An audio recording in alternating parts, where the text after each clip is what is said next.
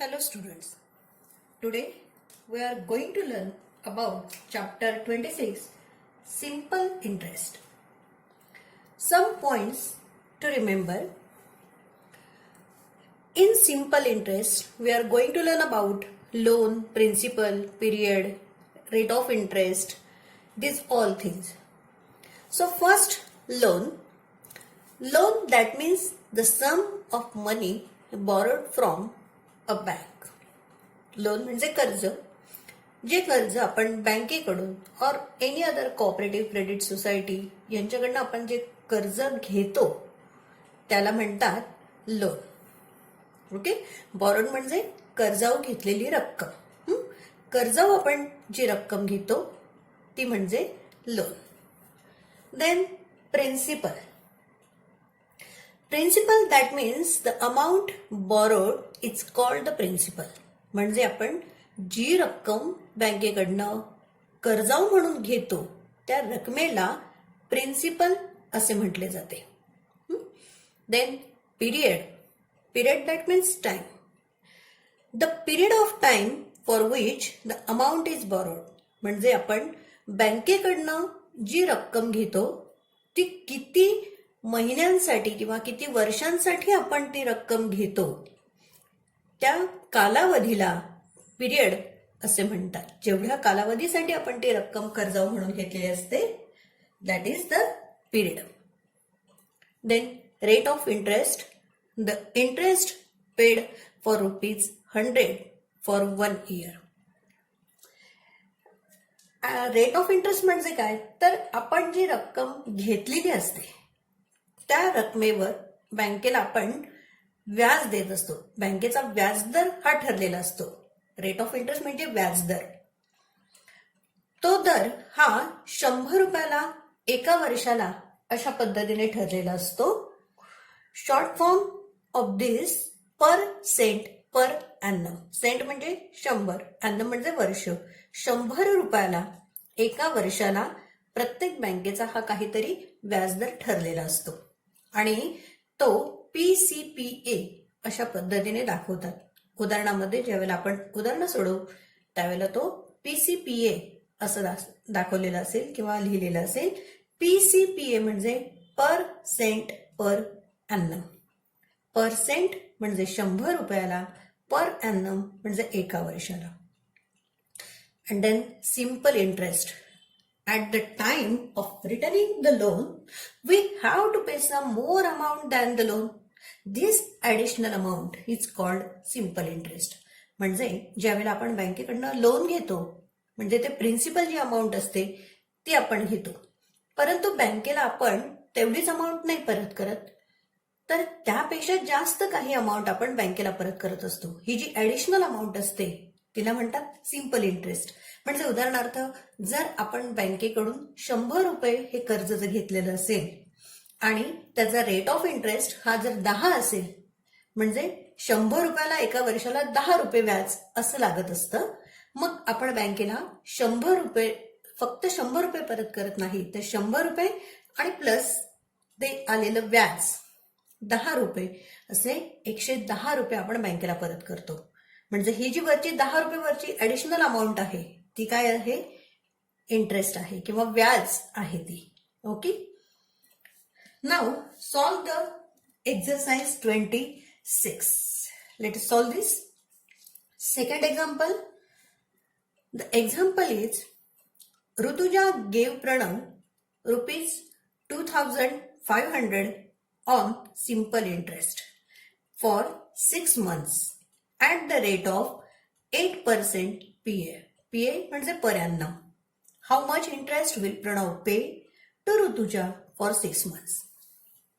बघा, उदाहरण असं आहे, ऋतुजा हिने प्रणवला ₹2,500 दिलेत ऑन सिंपल इंटरेस्ट म्हणजे काही व्याजावर पैसे दिलेत फॉर 6 months. 6 महिन्यांसाठी हे पैसे कर्जाऊ किंवा कर्जाऊ म्हणून दिलेत, व्याजावर दिलेले आहे आणि तिचा रेट आहे at the rate of 8% per annum. म्हणजे ₹100 एका वर्षाला ₹8. मी इथे म्हटलं रेट ऑफ इंटरेस्ट हा PCPA म्हणजे ₹100 एका वर्षाला असं म्हटलं जातो. या दराने तिने 6 महिन्यांसाठी हे पैसे दिलेले आहे. How much interest will Pranav pay to Rituja for 6 months?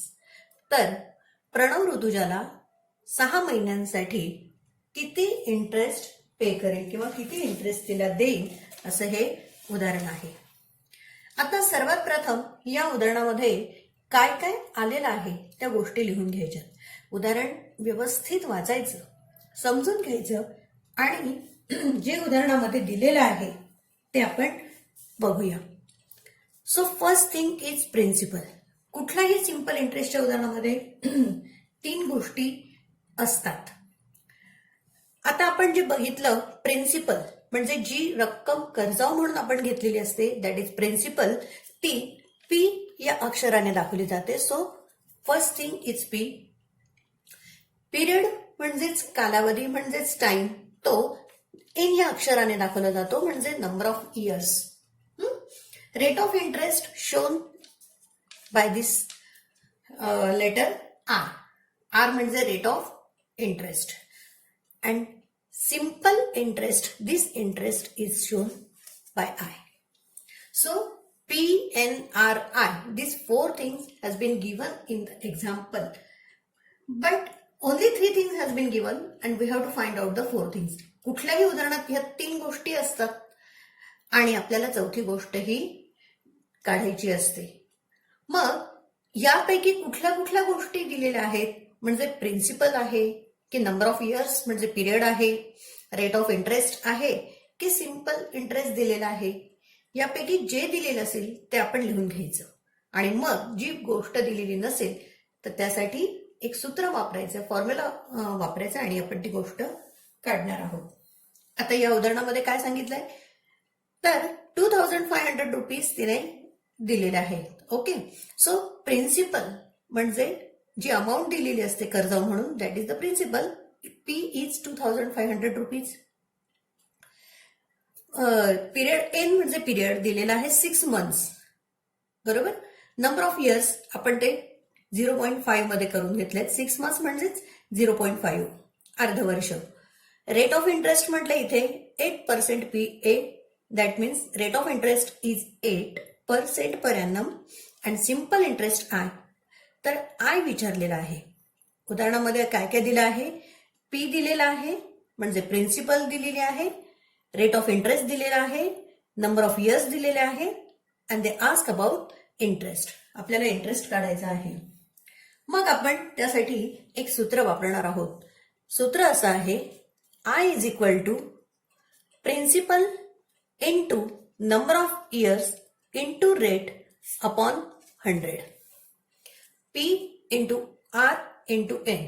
हे सूत्र कायम लक्षात ठेवायचं. PNR किंवा PRN अपॉन 100. सिंपल इंटरेस्ट बरोबर प्रिन्सिपल गुणिले नंबर ऑफ इयर्स गुणिले rate of interest upon 100. PRN upon 100 हे सूत्र लक्षात ठेवायचं आणि या सूत्रामध्ये आपण किमती घालणार. Okay. We are going to substitute the value in the formula. I दिलेलं नाही so I is equal to P is 2500 into N is 0.5 into R is 8 upon 100. So I is equal to हे 2 शून्य गेले आणि हे 2 शून्य गेले. 25 into 8 200 into 0.5. I is equal to आता 25 गुणिले 8 यांचा गुणाकार केला आणि 0.5 हे आपण गुणाकाराला खाली घेतले. आपल्याला हे माहिती आहे 25 जा 100 आणि पुन्हा हा वरचा एक 0. आपण डेसिमल पॉइंट नाही असं समजून गुणाकार करूया. 200 गुणिले 5000 and there are 1 decimal place only. So आपण एक डेसिमल प्लेस लेफ्ट साइडला त्या ठिकाणी देणार आहोत, डेसिमल पॉइंट देणार आहोत. I is equal to 100. I that means interest, simple interest. So प्रश्न असा आहे how much interest will Pranav pay to Rutuja for 6 months? So Pranav pay ₹100 as a simple interest to Rutuja. Okay. So एक गोष्ट लक्षात ठेवायची, उदाहरणामध्ये किंवा एक्झाम्पलमध्ये जे दिलं आहे ते गिव्हन लिहून ठेवायचं, PRN जे काही आहेत ते, आणि तुम्ही फॉर्म्युला लिहिणार आहात, फॉर्म्युलामध्ये तुम्ही किमती घालून उत्तर काढायचं आहे. So next example is third example. Rahul gave ₹15,000 to Santosh for 3 years. Santosh gave him ₹4,500 as interest. What was the rate of interest % per annum? उदाहरण असं आहे, राहुलने संतोषला 15,000 रुपये दिले आहे, ओके, फॉर 3 years म्हणजे 3 वर्षांसाठी. And Santosh gave him 4,500 as interest, आणि संतोषने राहुलला 4,500 रुपीज हे ॲज अ इंटरेस्ट म्हणून दिलेले आहे. So what was the rate of interest % per annum? तर रेट ऑफ इंटरेस्ट किती आहे? उदाहरण बघितल्यानंतर, so first write down the given. Here is principal P is equal to 15,000. जेवढे रक्कम दिलेली असते, कर्जाऊ म्हणा किंवा उसने म्हणा, जी काही रक्कम दिलेली असते, मोठी अमाऊंट दिलेली असते, that is the principal. So here is principal is 15,000. Then 3 years, that means number of years is 3. Santosh gave him ₹4,500 as interest, so I is equal to 4,500. That means interest is 4,500 rupees, and they ask about rate of interest, that means R. आपल्याला विचारलाय, R विचारलाय, PNI दिलाय आणि R विचारलाय. So our formula is I is equal to P into N into R upon 100. Okay? PNR upon 100. I दिलेला आहे, substitute the value in the formula. 4,500 is equal to principal is 15,000. Number of years 3, R upon 100. R काहीच नाही म्हणून आपण तो as it is ठेवलाय. So 4,500 is equal to 15,000 into 3 into R upon 100. Then आता आपण या ठिकाणी डायरेक्ट खाली गुणाकार केला तरी चालेल, किंवा या पद्धतीने आपण सोडवून घेतले, इथे सोडवलं तरी आपल्याला चालणार आहे. हे 2 गेलेत 0 आणि हे 2 0 गेलेत. सो 4,500 इज इक्वल टू 15 3 जा 45 आणि plus 0 into R 450 R. 4,500 is equal to 450 R. आपल्याला R ची किंमत काढायची आहे. Okay, so R is equal to 4,500 upon 450. R ची किंमत आपल्याला कशी काढणार आपण? हा इंटू, इथे काही चिन्ह नाही म्हणजे हा मल्टिप्लिकेशन असतं. R इकडे घेतलाय आपण. So R is equal to 4,500 upon, इथे गुणिले असतो तो, इथे या पद्धतीने भागिले म्हणून येणार 450. आता या ठिकाणी आपल्याला लगेच उदाहरण कळेल. 45 1 जा 45 आणि हा एक 0. R is equal to 10. R that means rate of interest. So rate of interest is ₹10 or 10 PCPA असं म्हटलं तरी चालेल, % per annum. ओके, म्हणजे उदाहरणामध्ये काय दिलं त्या गोष्टी लिहायच्या, सूत्र लिहायचं, फॉर्म्युला लिहायचं आणि त्याच्यामध्ये किमती घालून आपण हे उत्तर काढले. So the next example, 11th example, हे 2018 ला आलेलं आहे. At a rate of 8 PCPA, that means 8% per annum, what will be the interest for 3 years on the principal ₹500. म्हणजे 8 PCPA ने रेट ऑफ इंटरेस्ट 8 आहे, तर what will be the interest? तर simple interest किती असेल फॉर 3 years, 3 वर्षाचा, on the principal ₹500. 500 रुपयाचा 3 वर्षाचा 8 या दराने सिंपल इंटरेस्ट किती होईल? So write down what has been given. Here is 8 पैसे. Rate of interest is R is 8. Number of years 3 and principal is 500 and I is equal to what? So आपल्याला दिला आहे PNR दिलेला आहे आणि I विचारलेला आहे. I is equal to PRN upon 100. I is equal to principal is rupees 500 into rate R. R is equal to 8 and N is equal to 3 upon 100. 100 ones are 100, 100 fives are 500. So I is equal to 5 into 8 into 3. I is equal to 8 fives are 40, 40 plus 3 120. 8 गुणिले 5 40, 40 गुणिले 3 120 रुपये. I is equal to 120 rupees. So आपल्याला असं विचारलंय what will be the interest? Interest is rupees 120. Okay. Now the next example. The example is 12th example. Rohit received an interest of rupees 2,520 at the rate of 7% per annum PCPA. After 3 years, find out the principal for which he received this interest. आता आपल्याला असं विचारलं आहे की रोहितला interest मिळालेला आहे. Simple interest त्याचा आहे 2,520. ओके. आणि रेट ऑफ इंटरेस्ट आहे 7. नंबर ऑफ इयर्स आहे 3. Then find out the principal. तर आपल्याला काय काढायचे आहे? प्रिन्सिपल काढायचे आहे. मग ज्या गोष्टी आपल्याला दिलेल्या आहेत, write down this things. I interest is 2,520. R is 7. Number of years, that means N is equal to 3 and P is equal to what? P काय आहे हे आपल्याला काढायचं आहे. Our formula is I is equal to PRN upon 100.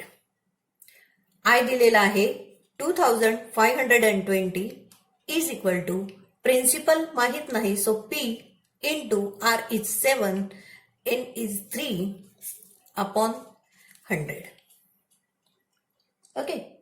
Then आता आपल्याला आपण फक्त वरच्यांचा गुणाकार करून घेणार आहोत. 2,520 इज इक्वल टू 7 3 जा 21P upon 100. Okay.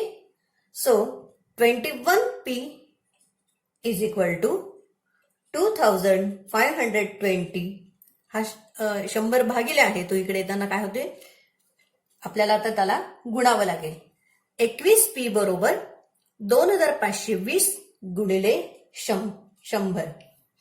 So 21P is equal to, आपण माहित आहे आपल्याला 100 ने गुणायचं म्हणजे आपण 2 शून्य ठेवणार आहोत इथे.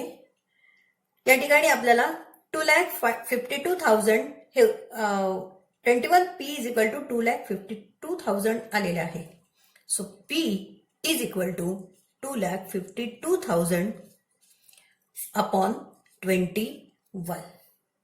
21P बरोबर 2,52,000 आलेला आहे.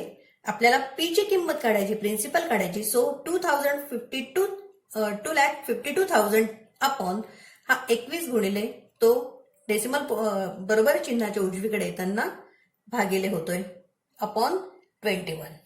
मग आपण आता भागाकार देऊया.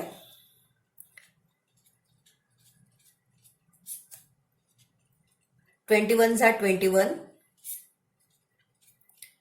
आणि 21 2 झा 42. हे 3 शून्य वर आपण यावर देणार आहोत. So P is equal to 12,000. Okay. P म्हणजे आपल्याला विचारलंय find out the principal for which he receive this interest. तर प्रिन्सिपल किती असेल की ज्यावर त्याला हा इंटरेस्ट मिळाला. So principal is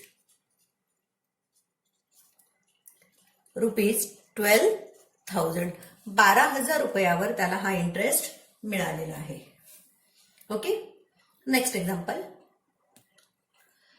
13th example from 26.1. Example is Rahul lended rupees 15,000 to Subhash for 3 years at some rate. If Subhash gave Rahul an interest of rupees 4,500, then what was the rate of interest % per annum? म्हणजे Rahul lended rupees 15,000 to Santosh for 3 years at some rate. काही रेटसाठी या ठिकाणी राहुलने सुभाषला 15,000 हे दिलेत for 3 years, 3 वर्षांसाठी 15,000 कर्जाव म्हणून दिलेत किंवा उसने म्हणून दिलेत आणि सुभाषने त्याला इंटरेस्ट म्हणून रुपीज 4,500 रुपीज दिलेत. Then what was the rate of interest? तर रेट ऑफ इंटरेस्ट किती असेल असं विचारलंय. सो प्रिन्सिपल जेवढी रक्कम दिलेली असते that is the principal. So principal is rupees 15,000. Number of years 3 years. Rate of interest माहित नाही आपल्याला, तो विचारलेला आहे. And simple interest I is equal to 4,500 rupees. Okay, हे उदाहरणामध्ये आहे. सो आपलं formula I is equal to PRN upon 100. I आहे 4,500 is equal to principal is 15,000 into R माहित नाही and N is 3 upon 100. Okay, then आपण 4,500 is equal to 15 3 जा 45 आणि हा 0. 4,500 is equal to 450 R. Okay, R is equal to 4,500 upon 450. 4,500 बरोबर 450 R. आपल्याला R ची किंमत काढायची. So R is equal to 4,500 upon 450. 45 1 जा 45 आणि हे 10. R is equal to 10. आपल्याला विचारलंय what was the rate of interest. So rate of interest is 10 PCPA.